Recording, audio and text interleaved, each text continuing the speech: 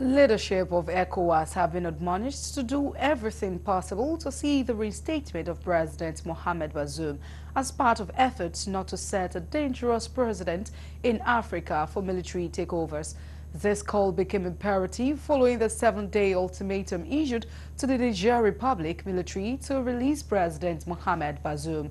Correspondent John Felix completes the story. Sunday, Ecowas Authority of Heads of State and Government held an extraordinary meeting to discuss the next line of action on the developments in Niger Republic. This follows moves by members of the Nigerian Presidential Guard who detained President Bazoum and later declared General Chishani as the nation's new leader. In taking decisive steps, the chairman of the Ecowas Authority of Heads of State and Government, Bola Tinubu, demanded that the coup plotters surrender and return to their barracks.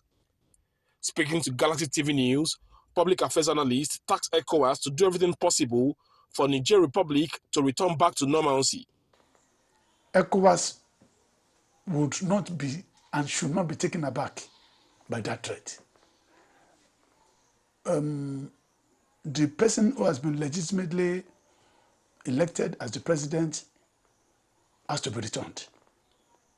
And they should do everything possible to do that. More so that Yoruba will say, if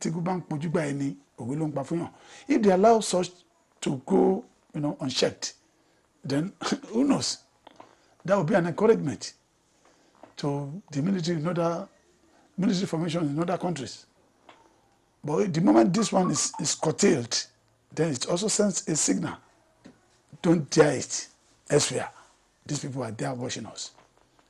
And of course, the government will lack legitimacy. It has already lacked legitimacy. But there is need to investigate to know whether there are external influence, so that the preparation of ECOWAS will go beyond looking at who actually sees power presently.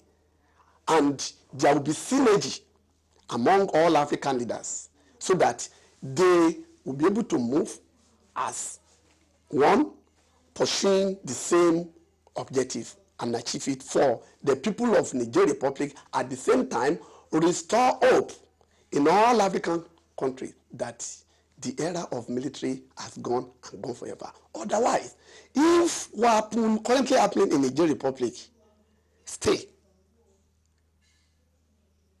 is an indication that other African democratically elected presidents may equally be victim of military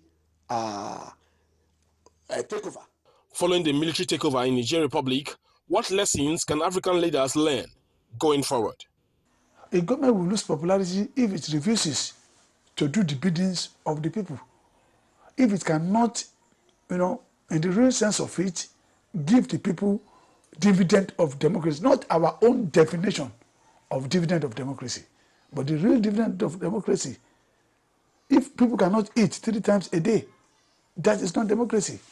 If they are unable to work, the price of petrol is up there, and the multiplying effect is killing. Okay, all these things would lead to agitation, and at the end, it is the agenda that these people will just exploit, take advantage of, and before you know it, everybody will be jubilating.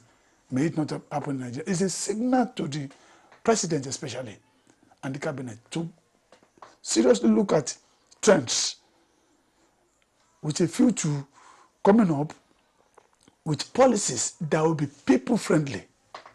That is the essence of governance. If a policy is anti-people, then it makes the government unpopular.